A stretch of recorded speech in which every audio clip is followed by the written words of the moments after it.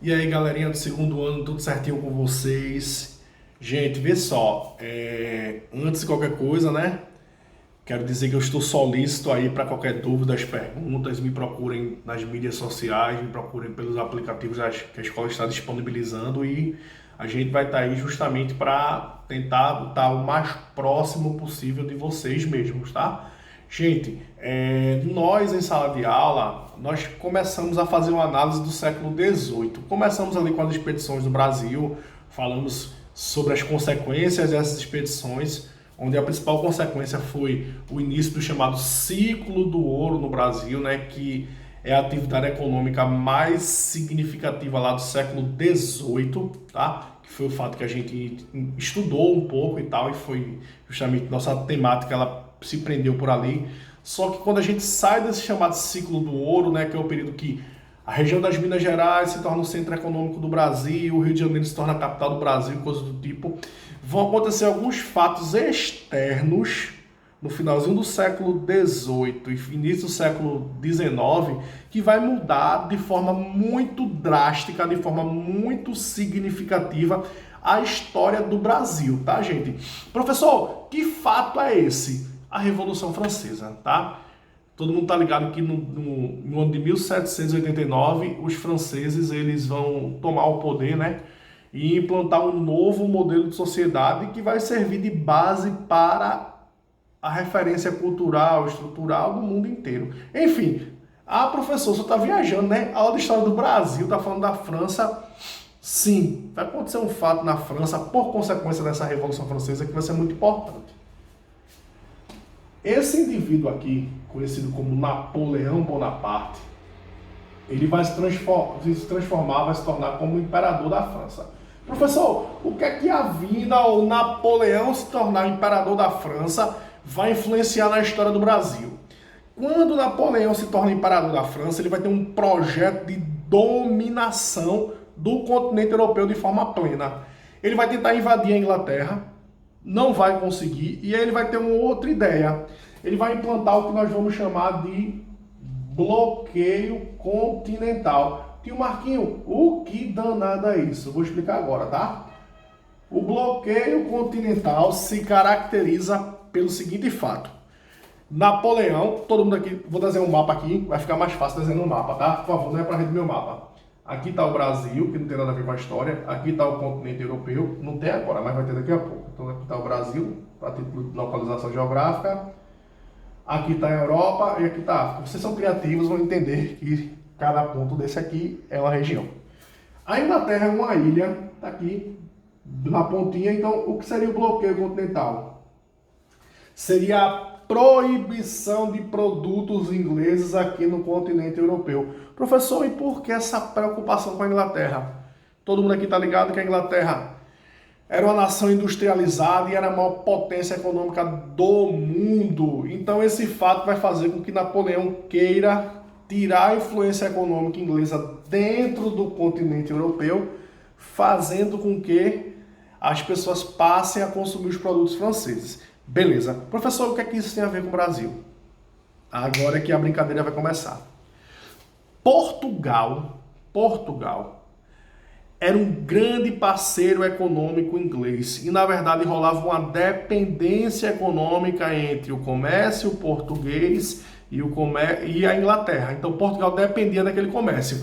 Ora, a partir do momento que o Napoleão Bonaparte impõe o bloqueio continental e proíbe os países que estão aqui no continente europeu, inclusive Portugal, que está aqui na Península Ibérica, de comprar produtos ingleses e manter uma relação econômica com a Inglaterra, isso vai impactar em Portugal. E aí Portugal vai ficar numa verdadeira sinuca de bico. Por quê? Portugal vai ter três opções. Opção 1, ignora o bloqueio continental, continua comprando e vendendo, mantendo as relações econômicas com a Inglaterra, por consequência vai ter que se bater de frente com as tropas de Napoleão, que não era uma coisa muito tranquila não, tá? As tropas napoleônicas eram muito ferrenhas.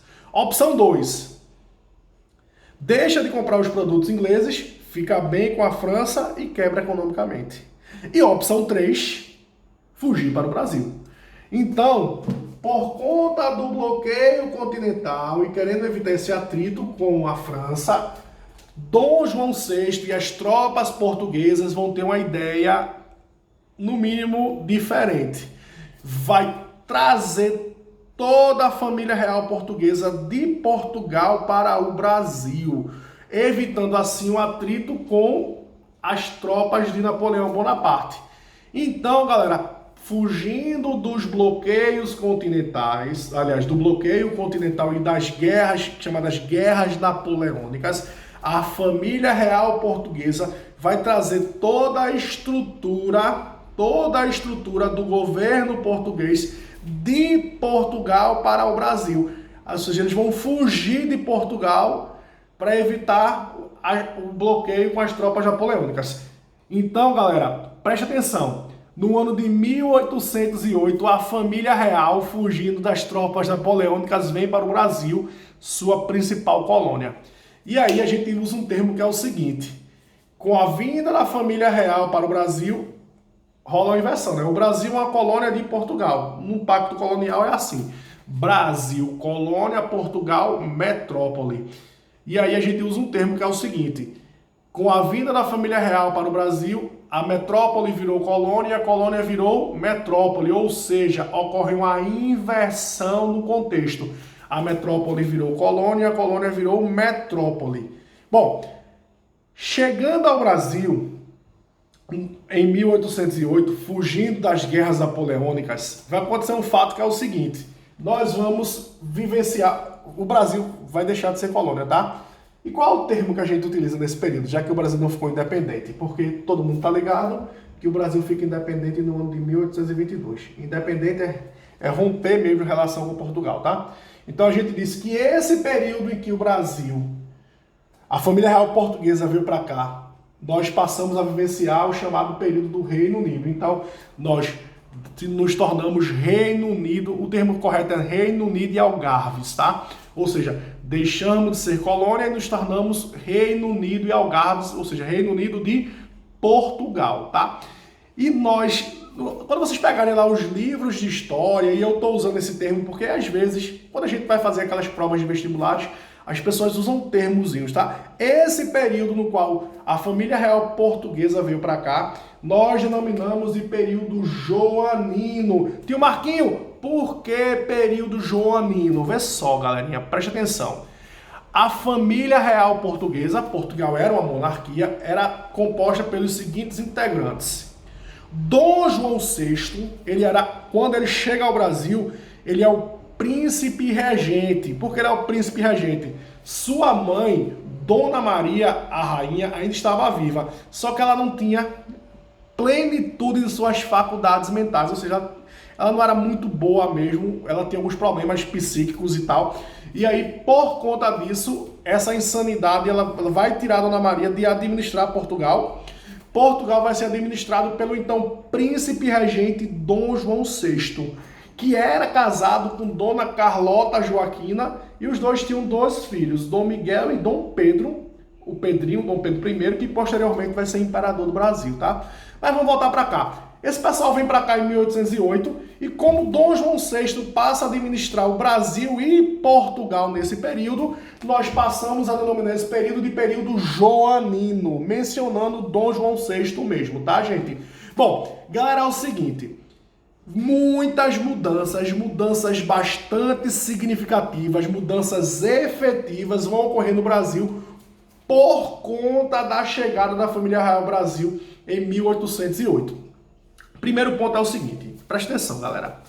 Como o Brasil era colônia de Portugal, antes de 1808, existia um termo que nós utilizávamos aqui, que era o chamado Pacto Colonial.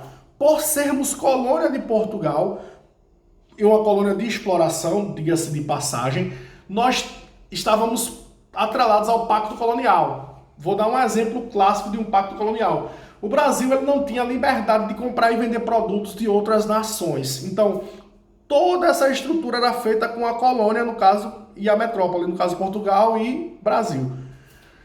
Quando a família real vem para cá, primeiro ponto é o fim do Pacto Colonial. O fim do Pacto Colonial vai fazer com que Bom, então, pessoal, o que acontece é o seguinte: a gente vai vivenciar o chamado processo de abertura dos portos. Professor, como é que funciona isso? A partir de agora, o Brasil vai ter autonomia para comprar e vender produtos às chamadas nações amigas, tá? Ou seja, as nações amigas de Portugal. E com uma característica. De maneira geral, nós afirmávamos que com o bloqueio continental, a Inglaterra teve o acesso, né, à venda de produtos aqui dentro do continente europeu um tanto quanto prejudicada. Por consequência, nesse processo de abertura dos portos, vão ocorrer um incentivo aqui no Brasil de comprar produtos ingleses, ok? Então vai ocorrer um incentivo da compra de produtos ingleses. Esse é o primeiro ponto. Os impostos que nós pagamos quando um produto vem no porto, nós chamamos de tarifas aduaneiras. Por conta disso, os produtos ingleses chegavam muito mais barato aqui no Brasil, fazendo com que esse incentivo aos produtos ingleses fosse muito maior do que qualquer outro produto, tá? Então eu vou ter algumas mudanças significativas aqui no Brasil por conta disso. Além do processo de abertura dos portos, onde o Brasil pode comprar e vender produtos, as chamadas nações amigas, eu tenho a criação do Banco do Brasil, tá? Vários equipamentos urbanos serão colocados aqui no Brasil. Jardim Botânico é um exemplo clássico disso. E uma curiosidade é a seguinte, galera. Eu sempre falo brincando que Dom João VI, ele veio para cá fugindo das guerras napoleônicas, né? Ou seja, esse é o motivo principal que vai fazer com que a família real venha para o Brasil e traga para o Brasil toda essa estrutura governamental para cá. Só que nesse período, Dom João ele tinha uma ideia de que o Brasil ele necessitava de um pouco mais de progresso cultural e intelectual. E ele via na França, curiosamente, todo esse exemplo. E aí, durante o período joanino, vai vir para o Brasil uma chamada Missão Artística Francesa, onde esse objetivo dessa missão artística era justamente trazer um pouco de arte, um pouco de cultura, na visão dele, né? Porque tudo é cultura, tá, gente? Um pouco de cultura a essa população colonizada brasileira, tá? Então, para o Brasil, de maneira geral, para a população que estava aqui no Brasil, eu deixo de ser colônia e me transformo em Reino Unido. Então, as pessoas sentiram um gostinho de não ser colônia. Esse fato é muito importante. Só que aqui em Pernambuco, local onde estamos localizados, vai acontecer um fato bastante significativo que vai mudar um pouco a história do Brasil, tá? Em Pernambuco, no ano de 1817, vai ocorrer um movimento denominado de movimento separatista, que vai ser o início do tema da nossa próxima aula, que é a Revolução Pernambucana. Como assim? Os pernambucanos, é um movimento separatista, os pernambucanos, ou a elite pernambucana, vão sentir um pouco, porque quando a família real vem para cá, vários nobres vêm juntos. E aí, a capital do Brasil era o Rio de Janeiro. Então os pernambucanos eles não vão ficar muito satisfeitos com a vida da família real para cá, por basicamente 3 motivos, né? Motivo 1, a estrutura econômica se volta para o Rio de Janeiro e Pernambuco sente-se um pouco, entre mil aspas, escanteado nesse processo econômico. 2, vários empregos aqui serão colocados, vários cargos a nobres portugueses, onde a elite pernambucana, os senhores de engenho, os políticos que viviam aqui em Pernambuco vão se sentir um pouco desprestigiados por parte de Portugal. E o outro motivo é que nós tínhamos uma ideia de um novo modelo de sociedade, mais livre, mais democrático, mais liberal e tal. Então, esses 3 motivos vão fazer com que a população pernambucana comece a conspirar por um movimento separatista. Tio Marquinho, por que é um movimento separatista? O movimento separatista é todo aquele movimento que quer pegar um pedaço do Brasil e transformar num pedaço independente, ou seja, pegar Pernambuco e outra parte do Nordeste e transformar em um outro país. Daí o termo movimento separatista, de separar mesmo. Então, uma das consequências dessa estrutura colocada aqui no período joanino, aqui a nível de Pernambuco, é a eclosão do movimento separatista. Mas esse é só um spoilerzinho do tema da nossa próxima aula, porque a Revolução Pernambucana é um tema muito importante para você que vai fazer a prova do SSA 2. Então ela necessita de um olhar muito mais específico dela. Então na minha próxima aula a gente vai olhar especificamente para a Revolução Pernambucana, ou conhecida carinhosamente como a Revolta dos Padres. Gente, vou fazer uma revisãozinha básica de 1 minuto aqui para que não tenha nenhum aperreio, tá? Então vamos lá. O período joanino é o período em que o Brasil passa a ser administrado por Dom João VI, ok? Esse período ocorre porque a família real portuguesa, fugindo das guerras napoleônicas, sai de Portugal e vem para o Brasil. Chegando no Brasil, várias mudanças significativas irão acontecer. Fim do Pacto Colonial. O Brasil deixa de ser colônia e nesse período se torna Reino Unido de Portugal. Por conta disso, várias mudanças significativas vão acontecer aqui no Brasil. Processo de abertura dos portos. O Brasil agora pode comprar e vender produto às nações amigas. Fato que não acontecia antes por conta do Pacto Colonial. Criação do Banco do Brasil, criação de vários equipamentos urbanos. O Brasil, ele cria uma estrutura de liberdade aqui dentro de um governo e a gente usa um termo bem interessante para isso. A colônia virou metrópole e a metrópole virou colônia. Galera, fica na paz, cheiro grande, qualquer dúvida, qualquer pergunta, é só me procurar pelas plataformas da escola, pela mídia social e vai ser o maior prazer tirá-lo, tá? Olha, tem uma atividadezinha sobre isso, tá? Tenta responder, dá uma lidinha no livro que não vai ter aperreio nenhum, tá? Tchau, tchau, valeu!